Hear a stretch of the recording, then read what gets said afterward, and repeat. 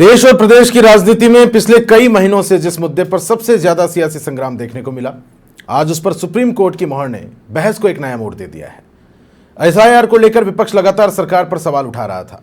आरोप लगाए जा रहे थे कि प्रक्रिया में पारदर्शिता नहीं है। नमस्कार, बहुत स्वागत है आपका। वक्त तो चला है पंचलाइन का और मैं हूं प्रताप सिंह आपके साथ। दरअसल अब सर्वोच्च अदालत ने एसआईआर को सही ठहराते हुए कई राजनीतिक दांवों पर विराम लगा दिया है। तो क्या विपक्ष का मुद्दा कमजोर पड़ गया है? क्या सुप्रीम कोर्ट के फैसले के बाद सरकार की साख मजबूत हुई है, या फिर सवाल अब भी बाकी हैं? इन्हीं मुद्दों पर आज चर्चा की जाएगी, लेकिन उसके पहले आप सुनिए सुप्रीम कोर्ट के इस फैसले के बाद तमाम राजनीतिक हलकों से भी अपनी अपनी प्रतिक्रियाएं सामने आने लगी हैं। सबसे पहले आपको वो सुनवाते हैं। इलेक्शन कमीशन का काम है कि अगर कुछ नाम मतदाता सूची में छूट गए हैं तो उनको जोड़ना, कुछ नाम गलत जुड़ गए हैं तो उनको हटाना। ये एसआईआर की प्रक्रिया थी कि कई बांग्लादेशी घुसपैठी आकर के बैठ गए और हिंदुस्तान में मतदाता बन गए, और यहाँ के मतदाता बनने के बाद में तो कोई सत्ता प्राप्त करने के लिए लालसा उनकी जागृत होती। हमें खाली बार बार नाम लेके ये बचना चाहते हैं कि चाहे नीट हो, तो ओएमआर की सीट हो, तो कोई भी केस हो, तो ये अच्छी बात नहीं है ना। तो इस चर्चा में मेरे साथ कुछ खास मेहमान जुड़े हैं। सबसे पहले परिचय मैं उनका करवाऊं। मेरे साथ स्टूडियो से बीजेपी के प्रवक्ता सूरज सोनी जी जुड़ गए हैं, आपका बहुत स्वागत है। कांग्रेस से राजकुमार शर्मा जी मेरे साथ जुड़ गए हैं। राजकुमार जी, बहुत स्वागत है आपका। कमल टाक जी हैं, समन्वयक हैं राजस्थान इलेक्शन वॉच के, आपका भी बहुत स्वागत है। और हेमंत भाई गोयल जो कि राजनीतिक विश्लेषक के तौर पर मेरे साथ जुड़े हैं, आप सभी का बहुत स्वागत है। सबसे पहले मैं पहली प्रतिक्रिया के लिए आपके पास आना चाहूँगा सूरज जी। जिस तरह से अब आधिकारिक रूप से मोहर लग चुकी है एसआईआर को लेकर, जिस तरह से चुनाव को लेकर बिहार चुनाव के समय और विशेष तौर पे बंगाल चुनाव के समय विपक्षी दल और विशेष तौर पे जो मुख्य विपक्षी दल है उनके द्वारा पूरे देश के अंदर एक माहौल बनाने की कोशिश की गई, नैरेटिव सेट करने की कोशिश की गई, तो कि किस तरीके से साहब नाम काटे जा रहे हैं लोगों के और जो वास्तविक मतदाता उनके नाम काटे जा रहे हैं। तो अभी जो सुप्रीम कोर्ट का निर्णय है उसमें पूरी तरीके से साबित हो गया है कि ये जो प्रमुख विपक्षी दल है और विपक्षी दल है, ये केवल और केवल उस अंधेरे कमरे में काली बिल्ली ढूंढने का प्रयास कर रहे थे जो उस कमरे में थी ही नहीं। ये पहली प्रतिक्रिया थी आपके। संक्षिप्त में मैं कमल जी आपका रुख करना चाह रहा हूं, चूंकि आपने चुनावों को बहुत करीब से देखा। आपकी पहली प्रतिक्रिया, आप किस तरह से देख रहे हैं सुप्रीम कोर्ट के इस फैसले को? देखिए, सुप्रीम कोर्ट ने जो फैसला दिया है वो फैसला एक तरीके से अभी तो हमें एक तरीके से हमें ये लग रहा है कि इस फैसले में बहुत बड़ी एक बात जो है वो है कि न्याय होना ही नहीं चाहिए, न्याय दिखना भी चाहिए। अब यहाँ पर जो स्थिति है उस स्थिति को अभी और मतलब अभी फैसले को ढंग से पढ़ना है। ठीक है, उसमें ये बात साफ है कि अभी भी जो लोग छूट रहे हैं और बाद में जब इनको वापस जोड़ लिया जाएगा तो जो उनका जितने समय उस समय इलेक्शन हुए उस दौरान वो उनसे वंचित रह जाएंगे, तो उसका खामियाजा कौन भरेगा? चलिए ठीक है, मैं हेमंत भाई गोयल आपका रुख करना चाह रहा हूँ, राजनीतिक विश्लेषक मेरे साथ। आप किस तरह से देख रहे हैं सुप्रीम कोर्ट के इस फैसले को एसआईआर को लेकर जो आया? प्रताप जी, मुझे ऐसा लगता है कि सुप्रीम कोर्ट भी जो है ना कांग्रेस के खिलाफ पता नहीं क्यों जाता है, कांग्रेस से क्या उनकी नाराजगी है, क्योंकि आजकल तो राजनीतिक विश्लेषक भी कांग्रेस के खिलाफ बोलते हैं, एंकर भी कांग्रेस के खिलाफ बोलने लग जाते हैं, मीडिया जो गोदी मीडिया बन चुका, ये सब बातें कांग्रेस को बहुत पसंद आएंगी, लेकिन ये सब बातें मैं कह ही नहीं सकता, क्योंकि देखिए कांग्रेस का हाल अब ये हो चुका है कि जो इनकी पक्ष में बोले वो इनको अच्छा लगता है, जो सच्चाई बोल दे, देश हित में बात करे, राष्ट्र हित में बात करे, वो इनको एक तरह से बीजेपी का प्रवक्ता लगने लग जाता है, बीजेपी का दलाल लगने लग जाता है। ये तो सभी सरकारों के वक्त हुआ है हेमंत जी, ये तो सभी सरकारों के वक्त हुआ है। पुराने कालातीत, आप तो खैर बहुत अनुभवी आदमी हैं, आपने तो पुराने भी इतिहास देखे होंगे। और रही बात निष्पक्षता की, तो समाचार प्लस पर तो सभी को आमंत्रित किया गया, इसी मुद्दे पर खुलकर बात रखने के लिए आमंत्रित किया गया। खैर, पहली प्रतिक्रिया आपकी आई। मैं राजकुमार जी शर्मा मेरे साथ कांग्रेस से जुड़े हैं। राजकुमार जी, एक तरह से सुप्रीम कोर्ट की मोहर मुद्दा विहीन जैसी स्थिति सी अब कांग्रेस के पास हो गई एक तरह से, आपकी पहली प्रतिक्रिया संक्षिप्त में? देखिए, सुप्रीम कोर्ट का जब फैसला आ जाता है तो उस पर कोई विशेष टिप्पणी करना उचित नहीं होता है, क्योंकि कांग्रेस पार्टी हमेशा कोर्ट का सम्मान करती है, न्यायालय का सम्मान करती है। एसआईआर के मुद्दे पे कांग्रेस पार्टी पहले भी अपनी शिकायतें निर्वाचन आयोग को और माननीय न्यायालय को कहती आ रही थी, भविष्य में भी करती आएगी, क्योंकि निर्वाचन आयोग जिस तरीके से काम पूरे हिंदुस्तान में कर रहा है वो चिंताजनक है। माननीय सुप्रीम कोर्ट का जो आदेश है वो भी सम्माननीय है, उनका फैसला अपनी जगह है। लेकिन कांग्रेस पार्टी जो चिंता कर रही है वो निश्चित तौर पे देश हित में कर रही है, मतदाताओं के हित में कर रही है। ठीक है। अच्छा, बीजेपी से सूरज जी मेरे साथ जुड़े हुए। सूरज जी, जिस तरह से अब मोहर एक तरह से सुप्रीम कोर्ट की ओर से इस एसआईआर वाले मामले को लेकर लगा दी गई है, तो बीजेपी की ओर से अगला कदम क्या होगा? अब क्या माफी की मांग की जाएगी विपक्ष से, जिस तरह से अक्सर देखा जाता है? देखिए, तो देश की जनता के सामने आ ही गया अब तो, और विशेष तौर पे जो इनके पत्ते थे सारे खुल चुके हैं। विशेष बात इसमें ये रही कि अभी तक ये राजस्थान में कहावत चलती थी कि नाचने जाने आंगन टेढ़ा। तो अभी तक जो कांग्रेस है, अन्य विपक्षी दल है, वो धरातल पे काम नहीं कर रहे थे, वोटर के लिए काम नहीं कर रहे थे, मतदाताओं के हित में काम नहीं कर रहे थे, और न उनके अंदर जाकर के बीच में पूरे 5 साल मेहनत करते थे। केवल एक टूरिज्म का हिस्सा बना करके इलेक्शन टूरिज्म में आते थे, कुछ बाहर से बातें लाए, भाषण दिए और निकल के चले गए। आज हमारे नेता ने भी, सुधांशु जी त्रिवेदी जी ने भी यही कहा है, और मैं भी यही कहता हूं कि 5 साल मेहनत करने वाले जो बीजेपी का कार्यकर्ता, चाहे वो मोदी जी हो, चाहे अमित शाह जी हो, चाहे राजनाथ सिंह जी हो, चाहे जेपी नड्डा जी हो, चाहे नितिन नवीन जी हो, सभी लोगों ने बूथ लेवल पे मीटिंगें ली, शक्ति केंद्र पे मीटिंगें ली, मंडल स्तर पे मीटिंगें ली, लेकिन कांग्रेस का कई नेता कहीं पूरे देश में नजर नहीं आता चुनाव में, और आता है तो चुनाव के समय प्रकट होते हैं और जाकर के केवल कागजी बयानबाजी करते हैं, चुनावी कर्मकांड में एक पन्ना जोड़ देते हैं बयानों का, उसके अलावा कुछ भी नहीं करते हैं। और जब मेहनत बीजेपी कर रही है और जब चुनाव के रिजल्ट आते हैं तो वो बांडा फोड़ते हैं चुनाव आयोग पे, एसआईआर पे, या जो अन्य प्रकार के जो चीजें हैं उन पे जाकर के वो बोलते हैं। तो मैं तो यही कहूंगा कि नाचे न जाने आंगन टेढ़ा था, लेकिन अब देश की जनता के सामने एक्सपोज हो चुके हैं और आज सुप्रीम कोर्ट ने मोहर लगा दी उस मामले के ऊपर। अच्छा, कमल जी, मैं सीधे सीधे आपका रुख करना चाह रहा हूं। जिस तरह से एक बड़ा फैसला है, निश्चित रूप से ये तो स्वीकार करना होगा एसआईआर को लेकर, और एसआईआर एक बड़ा फैक्टर भी रहा है। जिस तरह से मुख्यतः मैं बात करूं, पश्चिम बंगाल चुनाव में एक बड़ा योगदान इसका रहा। इसको ओवरऑल आप किस तरह से देखते हैं? आपकी पहली प्रतिक्रिया। इसके साथ ही मैं चाहूंगा, क्या इस तरह के जब फैसले आते हैं तो वोटर्स के माइंडसेट पर एक गहरा असर पड़ता है? आप इसको किस तरह से देखते हैं, कमल जी? देखिए, हमारा शुरू से, क्योंकि मैं एडीआर का यहाँ का स्टेट कन्वीनर भी हूँ, और ये हमारी एक तरीके से पीआईएल थी जिसके ऊपर बाकी और सारी पीआईएल भी उसमें शामिल हो गई। हमारा सिर्फ इतना ही अनुरोध था कि कोई भी जायज व्यक्ति जो कानून का, मतलब यूं कहें कि हमारे पूरी न्यायिक प्रक्रिया का एक सिद्धांत है जिसके अंदर ये कहते हैं कि 100 बेईमान छूट जाए लेकिन एक ईमानदार को सजा नहीं मिलनी चाहिए। अब आप बताइए, मैं वही बात पूछ रहा हूँ कि कोई व्यक्ति अगर जेन्युइन है, उसका निपटारा आप नहीं कर पा रहे हैं, आपकी जुडिशरी, जैसे अभी बंगाल के अंदर 27 लाख लोगों की अपील आई थी, उसमें से सिर्फ कोई 1000-1200 की अपील के ऊपर ही बात हो पाई, बाकी पे बात नहीं हो पाई और चुनाव हो गए। अब उसमें से जो जायज मिलेंगे तो उनके साथ तो अन्याय होगा ना कि वो वोट नहीं डाल पाए। तो हम यही सुप्रीम कोर्ट से कह रहे थे कि आप अगर ये वाले सिस्टम में एसआईआर कराना चाहते हैं तो उसकी फुल प्रूफ व्यवस्था हो और उस व्यवस्था को ये तक साबित करा जाए कि भाई ये नागरिक है या नहीं। कुल मिलाकर आपका सीधा सीधा इशारा जो प्रक्रिया, जिस प्रक्रिया के तहत एसआईआर हो रहा है उसकी ओर है, जहां तक मैं समझ पा रहा हूं, क्योंकि इस तरह की घटनाएं भी सामने आई। 2 BHK का फ्लैट है, 52 वोट वहां से निकल रहे हैं, तो इस तरह के जो वोट थे ये तो हटाए जाने जरूरी भी थे देश हित में भी। नहीं, आप हटाइए, हम मना नहीं कर रहे हैं, हम यही कह रहे हैं कि इसको लास्ट परिणति तक कौन लेके जाएगा। जब तक ये लास्ट परिणति तक नहीं जाएंगे, आपने तो ऑर्डर दे दिया कि हमें ये कागज नहीं मिला, हमने तो मान लिया कि अभी वोटर नहीं होंगे।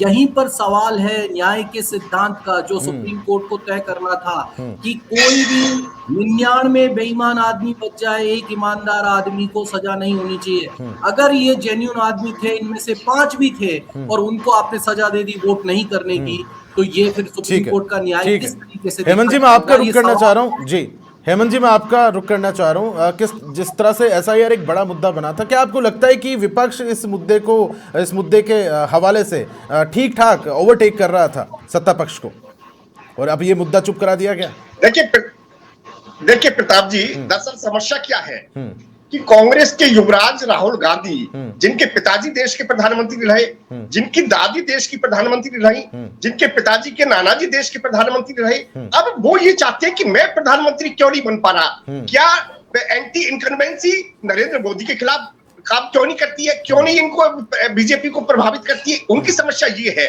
अब समस्या ये है कि साहब कांग्रेस के लोग काम तो करना चाहते नहीं, वो फील्ड में काम करना नहीं चाहते।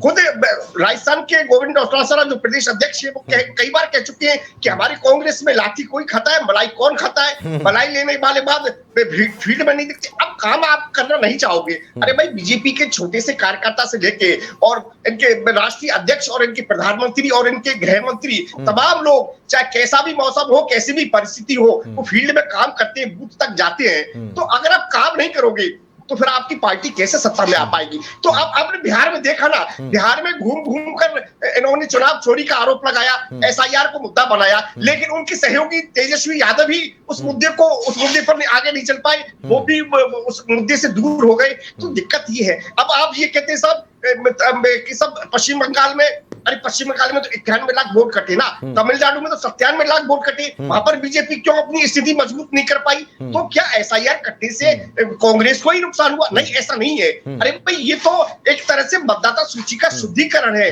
क्यों नहीं हो? अगर कोई ठीक कह रहे हैं, कहीं ना कहीं उसको लेकर में बात करें तो पारदर्शिता जो प्रक्रिया है, पारदर्शिता को लेकर कहीं ना कहीं विपक्ष हमलावर था। ठीक है, मैं राजकुमार जी आपका रुख करना चाह रहा हूँ। क्या आपको लगता है कि जिस तरह से कोर्ट का फैसला सामने आया है, कांग्रेस अब निश्चित रूप से पुनर्विचार करेगी इस पूरे मामले को लेकर? मैंने कहा ना, कोर्ट का फैसला तो सर्वोपरि होता है। माननीय सुप्रीम कोर्ट ने जो आदेश दिया है उनका हम सम्मान करते हैं, लेकिन जो कांग्रेस पार्टी की शिकायत थी, आम मतदाता की जो शिकायत थी कि एसआईआर के माध्यम से मतदाताओं को परेशान करने का काम किया जा रहा है, एसआईआर के माध्यम से जाति विशेष, धर्म विशेष के लोगों को परेशान करने का काम किया जा रहा है। लगातार कांग्रेस पार्टी वो निर्वाचन आयोग को शिकायत करती आ रही थी और भविष्य में भी करती रहेगी। मैं आपको ये निवेदन करूंगा कि एसआईआर का काम है, कोई वो दो जगह जुड़ गया है उसको एक जगह करे, कोई भगवान के यहाँ चला गया है उसका नाम काटे, कोई अगर देश के बाहर नहीं, तो फिर इस पूरी प्रक्रिया को लेकर भाई कांग्रेस भली बात ही समझती है एसआईआर प्रक्रिया क्या है, तो फिर विरोध किस बात का था? राजकुमार जी, विरोध किस चीज का था? अभी भी किस बात को लेकर, एसआईआर को लेकर विरोध आपका बना हुआ है? मैं वही तो बोल रहा हूँ आदरणीय है, मैं वही बात बोल रहा हूँ। आपने मेरी बात को रोक दी बीच में। मैं यही कह रहा हूँ कि कोई जेन्युइन आदमी वोट देने के हक से वंचित नहीं रहना चाहिए। मतदाता सूची का शुद्धिकरण होना चाहिए, लेकिन वो शुद्धिकरण भारतीय जनता पार्टी को कॉन्फिडेंस में लेकर करेंगे तो निश्चित तौर पर चुनाव आयोग के ऊपर प्रश्न उठेंगे। प्रश्न उठना लाजमी भी है। और एक धर्म विशेष के लोग लगातार पूरे देश में निर्वाचन आयोग को, पॉलिटिकल पार्टियों को अपनी शिकायत दर्ज कराते रहे हैं। आपने मैं समूह भी बहुत सारी बातें देखी है। समय समय पर राहुल गांधी जी जो हमारे कांग्रेस के नेता हैं, उन्होंने भी प्रेस कॉन्फ्रेंस करके मैं सबूत निर्वाचन आयोग को दिए हैं, आप सब पत्रकार साथियों को दिए हैं। उनको सुप्रीम कोर्ट ने कैसे लिया है, हाई कोर्ट ने कैसे लिया है, वो उनका पक्ष हो सकता है, लेकिन मैं इतना कहना चाहता हूँ कि हिंदुस्तान के प्रत्येक मतदाता का सम्मान करने की जिम्मेदारी निर्वाचन आयोग की है। ठीक है, सूरज जी मेरे साथ बने हुए स्टूडियो से। सूरज जी, क्या आप इस फैसले के सामने आने के बाद से जो चुनावी नैरेटिव है बीजेपी जिसमें अक्सर माहिर है, और क्या वो उसका रंग बदल जाएगा? किस तरह से आप देखते हैं? रंग तो पूरा देश देख ही रहा है, और विशेष तौर पे अभी जो कैमरे लगे हुए हैं वो हाकिमपुरा बॉर्डर पे लगे हुए हैं, जो बंगाल से लगती हुई सीमा है बांग्लादेश की, वहां पे लाइनें लगी हुई। प्रताप जी, लगातार आज 3 दिनों से जो घुसपैठिए आए थे बांग्लादेश के, वापिस जाने के लिए लाइनें लगी हुई है। वो कैमरा पूरा देश का जो है नागरिक देख रहा है, मतदाता भी देख रहा है। तो इस बात से साबित तो पहले हो ही रहा था, लेकिन सुप्रीम कोर्ट ने जब आज मोहर लगाई है तो स्पष्ट किया है कि चुनाव के अंदर जो आपत्तियां थी वो दूर हुई है, और पारदर्शिता और निष्पक्षता के साथ में चुनाव कराने की दिशा में चुनाव आयोग काम कर रहा था। उसको काम को रोकने के लिए लगातार उन पे दबाव बनाया जा रहा था कांग्रेस के द्वारा। तो वो स्पष्ट हो चुका है, देश की जनता के सामने आ गए आईने की तरह। ये चीजें स्पष्ट हो गई है, क्लियर हो गई है। और इसके साथ ही ये भी क्लियर हो गया है कि किस तरीके से जो अमित शाह जी ने बात कही थी कि घुसपैठिए आए हुए वोट करने के लिए। तो आप ये देखिए कि आज जो प्रेस कॉन्फ्रेंस में बात निकल कर आई थी कि इनके जो तार है वो चाइना से जुड़े हुए और वोटों पे निर्भरता घुसपैठियों पे जुड़ी हुई है। इसके साथ ही इनके जो विचार है और जो ये भ्रम फैलाने की स्थिति करते हैं, नैरेटिव फैलाने की कोशिश करते हैं, उसके तार अमेरिकी प्राइवेट एजेंसी से जुड़े हुए हैं। तो ये सब स्पष्ट चीजें देश के सामने आ रही है। इनको माफी मांगनी चाहिए, और चुनाव आयोग पे जो लोग काम कर रहे थे रात दिन अपना जो है टाइम दे करके, उन पे अनावश्यक दबाव बनाने के लिए उनसे भी इनको माफी मांगनी चाहिए। ठीक है, मांग करता हूं। कमल जी, मैं आपका रुख करना चाह रहा हूं। विपक्ष ने जिस मुद्दे को हथियार के रूप में इस्तेमाल किया, क्या वो आने वाले समय में उल्टा पड़ सकता है? आप किस तरह से देखते हैं वर्तमान की स्थिति जिस तरह से बन गई है? देखिए, मेरे को राजनीति से ज्यादा मतलब नहीं है यहाँ कि कौन पार्टी इसमें फायदा ले रही है नुकसान ले रही है। व्यक्ति जो इस देश का नागरिक है उसके वोट का अधिकार नहीं छीनना चाहिए। अच्छा, जनता और के ये हवाले से बात वोट करें तो इस तरह के जब यहाँ कमल जी पर फैसले मिल रहा सामने है। आते हैं तो क्या जनता इस तरह के बात- फैसलों को राजनीतिक सच्चाई के रूप में भी देखती है? नहीं सर, यही बात है, आप समझिए कि सिंह साहब की ये जो चीज है उसमें ये है कि अगर आपको कोई कॉन्स्टिट्यूशनल राइट मिला है, संवैधानिक राइट है कि आप वोट करेंगे, अगर उस राइट का हनन हो रहा है, उस अधिकार का हनन हो रहा है, तो उसे सुप्रीम कोर्ट को ही बचाना है। लेकिन अब सुप्रीम कोर्ट भी उस बात को ये नहीं देख पा रहा है कि जब तक पूर्ण निर्णय नहीं हो जाए, आपका पूर्ण निर्णय नहीं हुआ और बंगाल में आपने चुनाव करा दिए ये कह के कि अगली बार वोट कर लेंगे अगर हो जाएंगे तो, ये कैसे हो सकता है क्या कि आप अच्छा ठीक है 4 महीने जेल में रह लो, आप बरी कर दिए जाओगे अगर आपने कोई गलत काम नहीं किया होगा। अरे तो 4 महीने जेल में क्यों रख रहे हो, जमानत पे छोड़ दो। तो ऐसे ही आप अभी कहते हैं कि जब तक हम फैसला कर रहे हैं इस बार वोट करने दो, अगर वोटिंग का टाइम आ गया है तो उसके बाद अगली बार पूरा परफेक्ट करेंगे, 5 साल होंगे। यही हम कह रहे हैं कि जहां जहां पर आप SIR कर रहे हैं वहां पर आप पूरा टाइम दीजिए, उसकी जो न्यायिक विधि है, क्योंकि आपने कहा है कि कोर्ट में उसे अपील करने तक का हक होगा, क्वासी जुडिशियल सिस्टम पूरा होगा। अब यहाँ समस्या ये आ रही है कि क्वासी जुडिशियल सिस्टम पूरा ही नहीं हुआ, बंगाल में समय ही नहीं मिला। पिछली बार की SIR भी जो है वो 9 महीने चली थी, जो 2003 में हुई थी। इस बार की SIR आप अलग अलग जगह पर देखेंगे तो वो सिर्फ कहीं ना कहीं जल्दबाजी, आपको लगता है जल्दबाजी इस फैसले को लेकर ली गई है? ठीक है हेमंत जी, मैं आपका रुख करना चाह रहा हूं। क्या जिस तरह का कोर्ट का फैसला सामने आया, सरकार के ऊपर विश्वसनीयता बढ़ेगी? आम जनमानस तक किस तरह का संदेश पहुंचा है हेमंत जी? देखिए प्रताप जी, सुप्रीम कोर्ट का फैसला तो आज आया है, लेकिन चुनावों में जिस तरह से बीजेपी की जीत हुई, चाहे पश्चिम बंगाल की बात करें, बिहार की बात करें, तो जनता का विश्वास तो पहले से ही था। जनता ने तो कांग्रेस के चुनाव चोरी के आरोप को पहले से ही पूरी तरह से नकार दिया, उसमें कोई गुंजाइश थी नहीं। लेकिन अब सुप्रीम कोर्ट ने जिस तरह का डायरेक्शन दिया है, जिन सारे बिंदुओं को लेकर स्पष्ट स्थिति सुप्रीम कोर्ट ने कर दी, उन्होंने कह दिया कि किसी तरह की मनमानी इलेक्शन आयोग के द्वारा नहीं की गई, जनप्रतिनिधित्व अधिनियम का कोई उल्लंघन नहीं किया गया, किसी भी तरह के कानून का उल्लंघन नहीं किया गया। ये पूर्णतः एक तरह से मतदाता सूची को शुद्धिकरण का काम था। तो कोई गुंजाइश अब नहीं रह गई कि कांग्रेस किसी तरह का आरोप लगाए। और अभी जैसे हमारे कांग्रेस के मित्र कह रहे थे धर्म के आधार पर, अरे भाई धर्म के आधार पर तो कांग्रेस राजनीति करती है ना। उसकी चिंता ये है कि बांग्लादेशियों के वोट क्यों कट गए, क्योंकि वो तो ममता बनर्जी का वोट बैंक था। बांग्लादेश के लोगों को वहां पर घुसपैठियों को उनको तमाम तरह की सुविधाएं दी जा रही थी। तो जिस तरह से पश्चिम बंगाल में भारत सरकार का शासन ही नहीं था, भारत सरकार का कोई वहां पर योजनाएं लागू नहीं थी, जिस तरह का वहां पर तांडव चल रहा था TMC के कार्यकर्ताओं के द्वारा, वो चूंकि सारी चीजें बाहर हो गई, तो इसलिए इसमें कोई शक शुबा और कोई गुंजाइश है ही नहीं। सुप्रीम कोर्ट ने अब ये बिल्कुल स्पष्ट कर दिया कि SIR पूरी तरह से सुरक्षित है, पूरी तरह से वैधानिक है, किसी तरह की कोई मनमानी नहीं की गई, और वोट काटने के बाद भाई सबको पर्याप्त मौका दिया जाता है उनकी सुनवाई के लिए, उनके पेपर उनसे मांगे जाते हैं, वो साबित करें ना। लेकिन पश्चिम बंगाल में जो घुसपैठिए थे वो कैसे अपने पेपर प्रस्तुत करते, उन्होंने कोई सुनवाई में हिस्सा ही नहीं लिया, क्योंकि उन्हें मालूम था कि वो घुसपैठिए है और अब जाने का सिलसिला बिल्कुल चल रहा है। तो ये तमाम बातें हैं, इसलिए कांग्रेस हमारी सुनिए प्रताप जी, हमारी चिंता ये है कि कांग्रेस धीरे धीरे समाप्त होती जा रही है। लोकतंत्र कैसे मजबूत हो पाएगा, क्योंकि विपक्ष का मजबूत होना बहुत जरूरी है।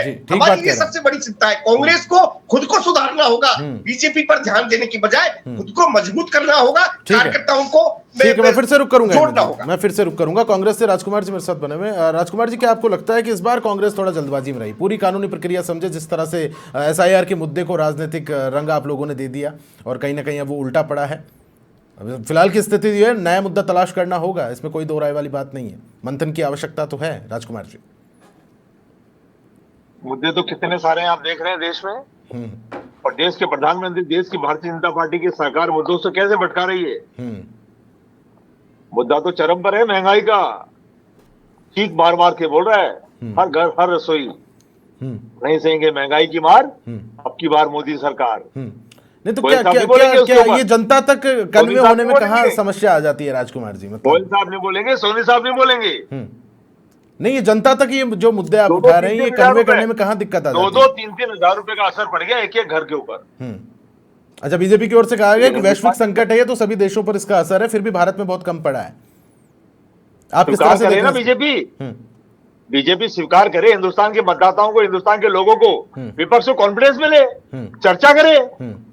तो सूरज जी भी साथ जुड़े हुए। सूरज जी, शिकायत कहीं ना कहीं ये है कि आप लूप में नहीं रखते विपक्ष की भी अपनी एक निश्चित रूप से एक भूमिका है और आप उसको नजरअंदाज करते हैं। सूरज जी, तो सभी पॉलिटिकल पार्टी को बुला करके चर्चा करिए ना, डिस्कस करिए, सहयोग मांगिए, पूरा देश सहयोग करने को तैयार है। पहले भी तो थाली घंटी बजाई थी कोरोना पीरियड में, मुझसे पूछा है क्या हो गया? तो मैं ये बताना चाहूंगा कि अभी देखिए लगातार हर तरीके से सनातन पे अटैक करना, हर तरीके से भारत की संस्कृति पे राष्ट्रवाद हमला करना और SIR का आरोप लगा देना चुनाव आयोग पे। और अभी तो हद हो गई है, जब राहुल गांधी का बयान आपने देखा कल कि अल्पसंख्यक का मतलब होता है मुस्लिम, जबकि संविधान में लिखा है कि अल्पसंख्यक की ईसाई समुदाय भी आता है उसमें, जैन समुदाय भी आता है उसमें, सिख समुदाय भी आता है, पारसी भी आता है। लेकिन इन्होंने तो ये कह दिया कि अल्पसंख्यक मतलब मुस्लिम बोलो, यानी हिंदू मुस्लिम खुद करेंगे और आरोप लगाएंगे चुनाव आयोग पे।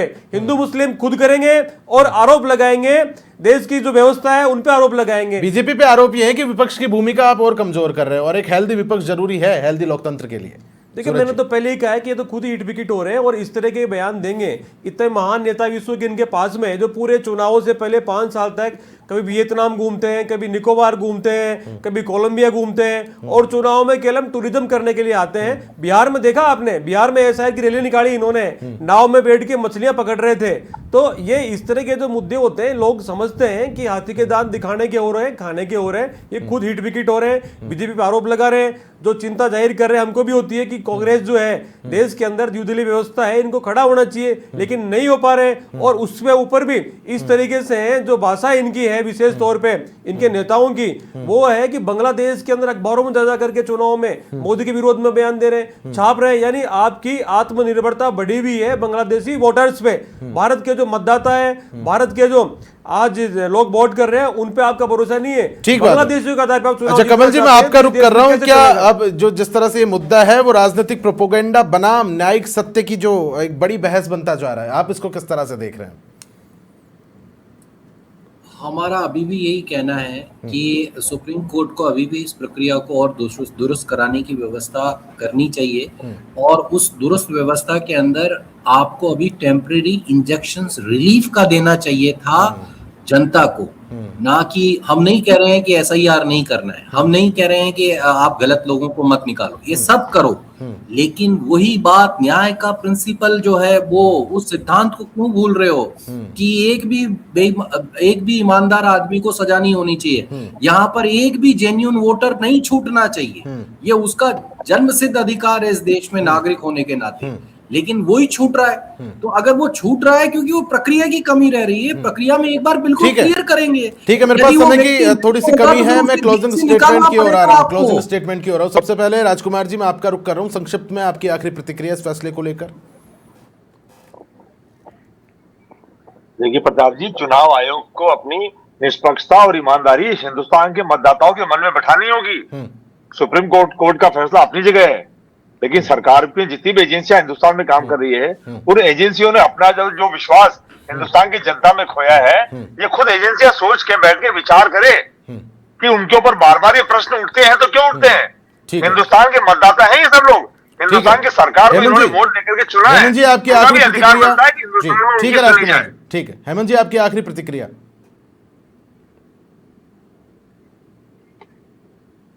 वोटर छूटना नहीं चाहिए, बार बार वो कह रहे हैं। अरे मैं कहता हूं कि चुनाव आयोग ने तो इतने नवाचार किए हैं। अरे उन्होंने तो दिव्यांग लोगों को घर से उठाकर और उनको वोट करवाया है, तो वो तो एक भी वोटर छूटना नहीं चाहिए, ये हमेशा उसका प्रयास रहा है। अब अगर कोई वोट कटने के बाद SIR के बाद कोई व्यक्ति अपना वैधानिक दस्तावेज प्रस्तुत नहीं करेगा, वो खुद ही एक तरह से दूर हो जाएगा, तो फिर वो उसका वोट कैसे जुड़ पाएगा? ठीक है, इसलिए ठीक है, चलिए बहुत ठीक है। कमल जी कुछ जोड़ना चाह रहे हैं, कमल जी कुछ जोड़ना चाह रहे हैं, ठीक है कमल जी, संक्षिप्त में, बिल्कुल समय की थोड़ी कमी है मेरे पास। हेमंत जी, मैं फिर से रुक करूंगा। कमल जी, वोट होना चाहिए। कमल जी, आप अपनी बात जारी रखें संक्षिप्त में। मैं आपको जोड़ना बस चाह इतना रहे ही कहना चाह रहा हूँ कि चुनाव आयोग का लास्ट प्रक्रिया है कोसी जुडिशियल प्रोसेस, जिसके अंदर जिसकी अपील आई है उसका निस्तारण करना, और वो अपील का निस्तारण नहीं हुआ। वेस्ट बंगाल के अंदर 27 लाख में से सिर्फ कोई 2-1 हजार का हुआ है। ठीक है। तो मेरा कहना है कि आपने वो कोसी जुडिशियल प्रक्रिया नहीं करी क्योंकि चुनाव सर पर थे। चलिए आपने ठीक है, चुनाव बहुत लगाओ बहुत कर- बहुत बहुत शुक्रिया आप सभी का मेरे साथ इस खास चर्चा में जुड़ने के लिए, इस मुद्दे पर डिस्कशन के लिए। फिलहाल के लिए पंचलाइन में इतना ही। नमस्कार।